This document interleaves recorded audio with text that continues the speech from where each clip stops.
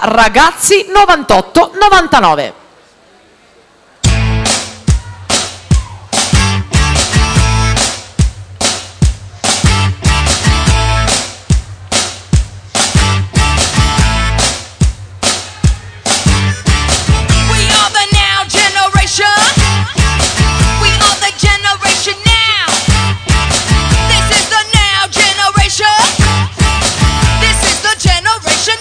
Nuoteranno in prima corsia Riccardo Stefanutti, Leo Sport.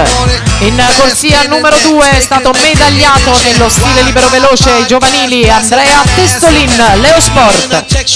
Corsia 3 Niccolò Turco, canottieri Bissolati. Corsia 4 è il campione italiano di categoria dei 200 farfalla, per lui il bronzo nei 100, sempre in categorie estivi di Roma, Alessio Assilli, SC Nuoto.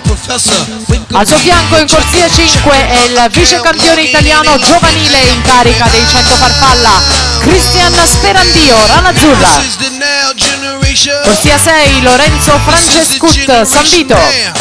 Corsia 7 Leonardo Bardin, Unione Sportiva Idros. E in 8 Niccolò Trabacchin, Sporting Club Noale.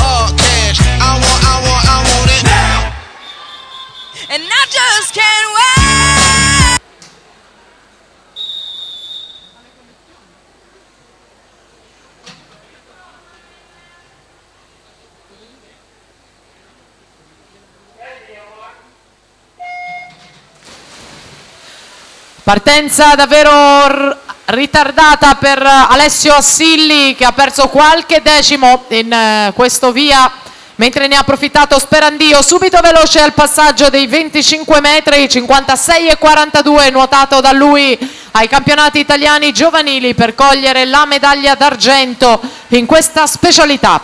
Primato del meeting della categoria ragazzi di Davide Casarin, stabilito nel 2011, 57,51, ma vediamo il passaggio: Sperandio 26,34, Assilli 27,68, Testolin in terza posizione 27,86, un vantaggio incolmabile messo da parte da Sperandio nelle prime 3 vasche di gara, lanciato verso una grande prestazione cronometrica, si è staccato da tutti e allora applausi per il portacolori della Rana Azzurra, Cristian Sperandio, 55,44, e si balla con i pinguini della Sightland perché arriva il nuovo primato del meeting.